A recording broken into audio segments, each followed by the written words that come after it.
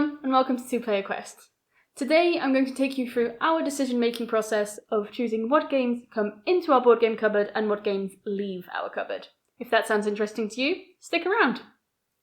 How we decide which games come into our cupboard goes one of two ways, usually.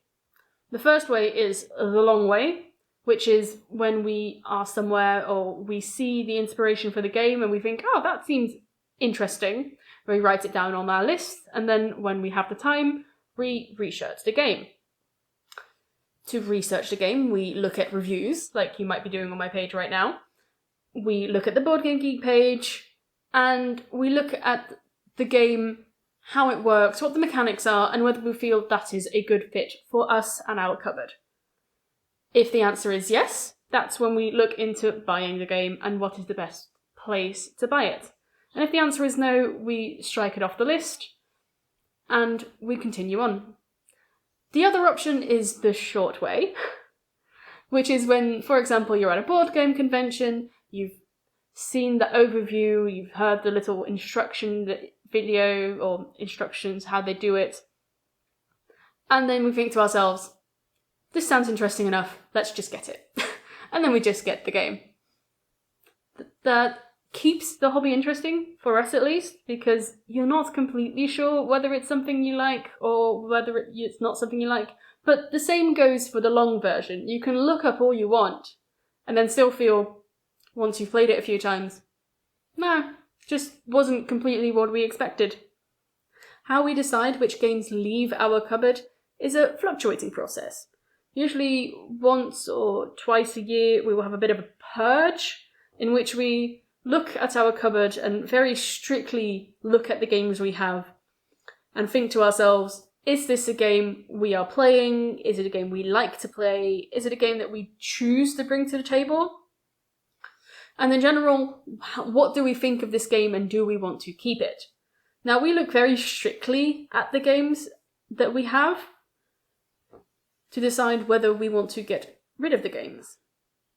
Now, that's not to say that the games we get rid of are not, first of all, good games, and second of all, they're not the games that we don't like. We quite like some of the games that we get rid of, but we have other games that we would prefer that are similar, or we just aren't choosing to put that game on the table. If someone else were to suggest, I would like to play this game, we wouldn't say, no, it's a terrible game. We would say, sure, but it's just not a game that we would personally choose to bring to the table. So there's no use for it being in our cupboard. Because we like to keep our cupboard to these two Kallaxes we have behind me, and there's a few things in a cupboard over there, but that's mainly minis for our games, space is limited.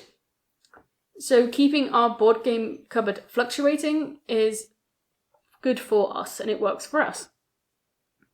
Now, when we decide to get rid of games, what we do is we put them on a second-hand website. So to try and sell them second-hand works best for us. Firstly, to have a bit of a return on investment, because board games are extremely expensive. If you can get some money back from selling them second-hand, that's great, because that money goes back into our board game budget. Secondly, it's better for the environment. Using things that are already made and giving them to someone who will actually use them is good.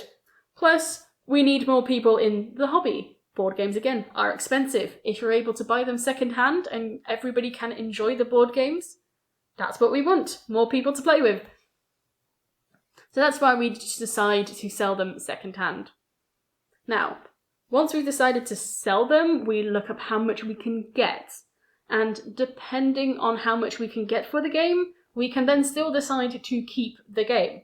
We have a few games in our cupboard that we could get 5 to 20 euros for, but for that price, we would rather keep the game in our cupboard, to have the ability to play the game, rather than go through the hassle of either trying to sell it and not being able to sell it.